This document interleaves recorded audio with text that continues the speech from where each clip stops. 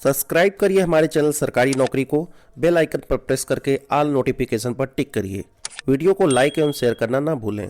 तो संशोधन वाले अभ्यर्थियों की बात करें तो शिक्षक भर्ती के अभ्यर्थियों ने निदेशालय घेरा। एससीईआरटी कार्यालय पर लखनऊ में अभ्यर्थी एससीईआरटी कार्यालय के बाहर डटे रहे।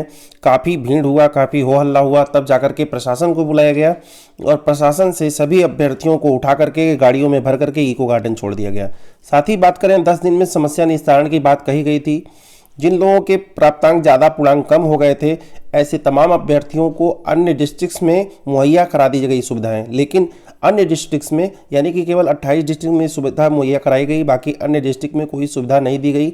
ऐसे अभ्यर्थियों के साथ दो तरह का व्यवहार हुआ, जिसको देखते हुए अभ्यर्थी थोड़ा सा उग्र हुए, लेकिन शांति से ही उन्होंने बात रखी। वहाँ पर जाकर के किसी तरह का उग्र प्रदर्शन नहीं किया था। फिर भी शासन प्रशासन ने उनकी एक नहीं सुनी और उनकी निजता का ध्यान भी नहीं रखा कि जो भी समस्याएं हैं, ठंडी है, इस तरह की कोई भी समस्याओं को बिना देखे बिना समझे उन लोगों को इको गार्डन पहुंचा दिया गया पुलिस द्वारा। फिलहाल इन लोगों की मांग अभी नहीं पूरी की गई है, लेकिन लेट सवेर इनकी मांग जरूर पूरी की जाएगी। कब तक ये लोग इन लोगों को हटाते रहेंगे, भगाते रहेंगे, क्योंकि ये लोग अपनी जगह पे वैलिड हैं और किसी तरह की इनकी जो भी समस्याएं हैं सबका समाधान होना बड़ा ज़रूरी है और आसानी से समाधान हो सकता है। अगर अधिकारी चाहें तो बिल्कुल बिना इनको कहीं गए, बिना इनको कुछ कहे, इनका समाधान कर दिया जाना चाहिए, जो कि होगा ही। आप लोग बिल्कुल परेशान ना हो। संशोधन वाले अभ्यर्थी, लेट सवेर सब कुछ होता है, क्योंकि कोई वैकेंसी आती है जितनी फंसती है सरकार उसको उतनी ही फंसाती है। कोई नई बात नहीं है, आप ऐसा मत समझें कि आप ही के साथ हो रहा है। सारी वैकेंसी में ऐसे ही होता है। अभी आपको मैं एक आगे ऐसी वैकेंसी बताऊंगा जिसको देख करके आप आश्चर्य में पड़ जाएंगे कि इतने पहले की वैकेंसी अभी तक क्या कर रही है।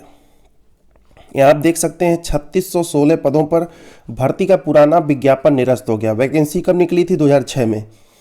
जोड़ लीजिए कितने वर्ष हो गए? 15 वर्ष, 15 साल हो गए और वैकेंसी निकली थी। उसके बाद इस पे क्या हुआ? इस विज्ञापन को निरस्त कर दिया जाए, वैकेंसी अब नहीं हो पाएगी। इनको 15 साल निर्णय लेने में लग गया कि इसमें परीक्षा कराना है, कि भर्ती करनी है, कि भर्ती नहीं करनी है। तो आप खुद समझ सकते हैं कि आप लोगों का संशोधन वाला मामला है वह क्यों लेट हो रहा है। तो इस तरह की वैकेंसी से आप थोड़ा सा सीख ले सकते हैं और थोड़ा सा धैर्य बनाए रखिए, लेकिन ऐसा धैर्य नहीं बनाना है कि शांत हो जाना है। मतलब वहाँ पर जा करके और तब धैर्य बनाना है, क्योंकि धैर्य आप नहीं रखेंगे तो आप अपने मार्ग से हट जाएंगे तो बहुत समस्याएं हो जाने वाली। तो संशोधन वाले अभ्यर्थी बिल्कुल डटे रहें। ये जो वैकेंसी निकली थी ICDS यानी जिसे आप बाल विकास सेवा एवं पोषाहार विभाग और गांव के लैंग्वेज में आप इसे आंगनबाड़ी कहते हैं, तो आंगनबाड़ी में फॉर्म निकला था 8 अगस्त 2006 को। उसके पहले अगर बात करें तो इसमें भर्तियाँ तब नहीं होती थी।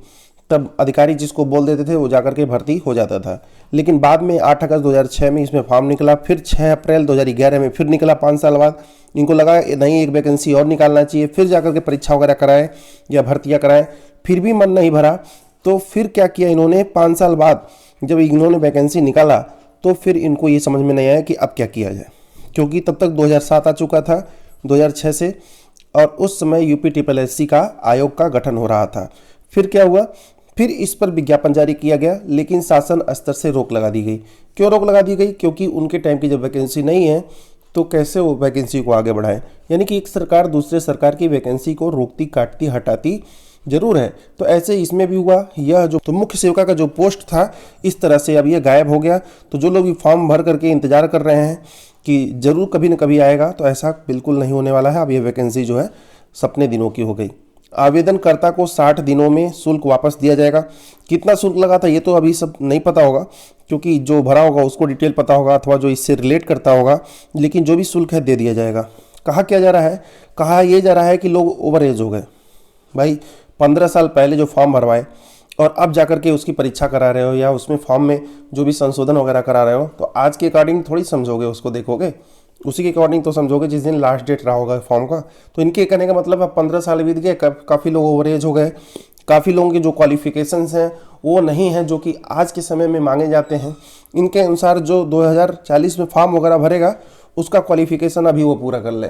इसका मतलब जो नहीं पैदा हुआ है वो भी आज ही अपना क्वालिफिकेशन पूरा कर ले, BA BSc जो भी करना है अभी कर ले, बाद में पैदा होता रहेगा।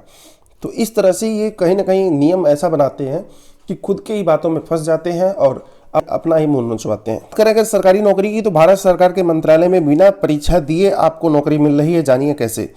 तो बिना परीक्षा दिए आप समझ सकते हैं, अगर परीक्षा नहीं देंगे तो इंटरव्यू जरूर होगा। तो इसमें इंटरव्यू के पोस्ट हैं, जो लोग भी यूपीएससी की तैयारी करते हैं और उन्हें परीक्षा से वंचित अगर रहना है, परीक्षा नहीं देनी है, डायरेक्ट इंटरव्यू देना है, अगर वो तैयार हैं तो दे सकते हैं। काफ़ी सारे विभागों में निकला हुआ है फॉर्म, आप यूपीएससी की साइट पर जाएंगे तो सभी मंत्रालयों में लगभग वैकेंसी निकली हुई है। वाणिज्य मंत्रालय, उद्योग मंत्रालय, राजस्व, वित्त, कृषि विज्ञान, सभी के क्षेत्रों में निकला हुआ है। इंटरव्यू के आधार पर इसमें सिलेक्शन होना है।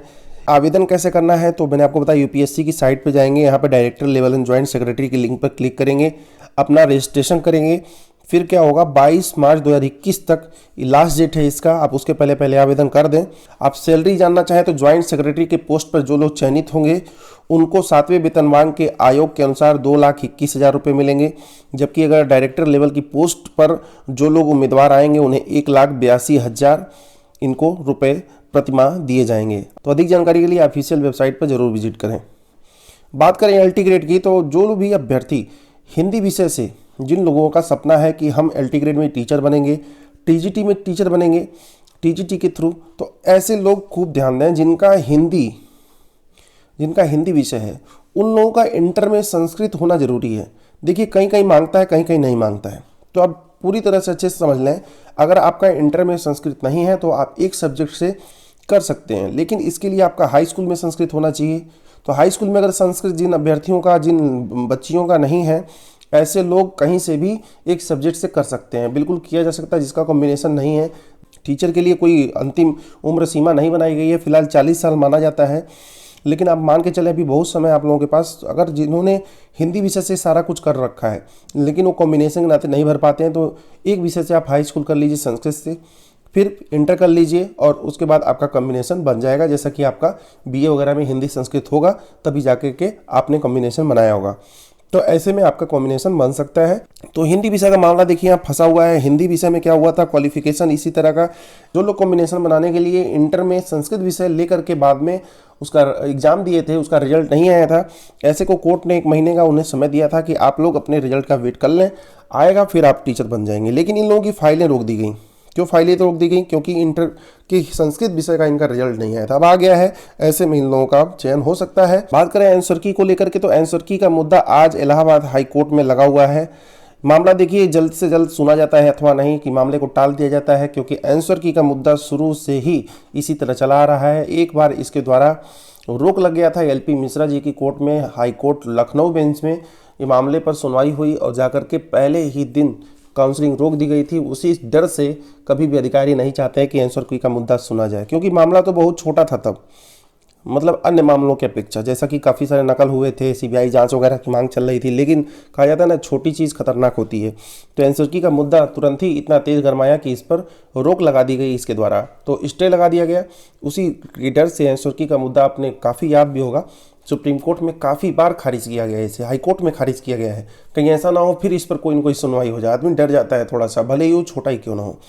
तो अभी ये मामला काफ़ी बड़ा हो चुका है धीरे धीरे, और इसीलिए इस मामले की सुनवाई नहीं हो पाती है। कोई विशेष कारण नहीं है, क्योंकि लोग नहीं चाहते हैं कि कोई फंसे। जितने भी अधिकारी हैं सब लोग कुछ ना कुछ गलत किए हैं 69,000 शिक्षक भर्ती में।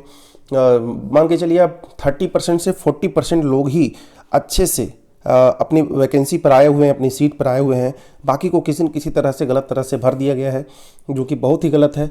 ओबीसी में आप देख लीजिए, जो आरक्षित वर्ग के हैं, अनारक्षित वर्ग के हैं, सबको कहीं ना कहीं नुकसान झेलना पड़ा है। तो ऐसे में इन्हीं अधिकारियों के कारण झेलना पड़ा है। आप सोच रहे होंगे अनारक्षित में कैसे नुकसान झेलना पड़ा, तो भाई जो 135 नंबर, 145 नंबर लाया है, 146 नंबर लाया है, ऐसे लोग कौन है? ऐसे लोग तो अनारक्षित वाली सीट पे ही जाएंगे ना, ज़्यादा नंबर वाले। तो अनारक्षित का भी नुकसान हुआ है, बाकी आरक्षित वर्ग का नुकसान तो हुआ ही हुआ है एमआरसी वालों को। तो ऐसे में तमाम तरह से नुकसान हुआ है जो अधिकारियों ने ही किया है, बाकी अभ्यर्थियों की इसमें कोई गलती नहीं है। तो आज देखना होगा कि आंसर की का मुद्दा पे क्या होता है। बाकी जो भी होगा कोर्ट अपडेट आपको बता दिया जाएगा। तो अभी के लिए बस इतना ही, धन्यवाद।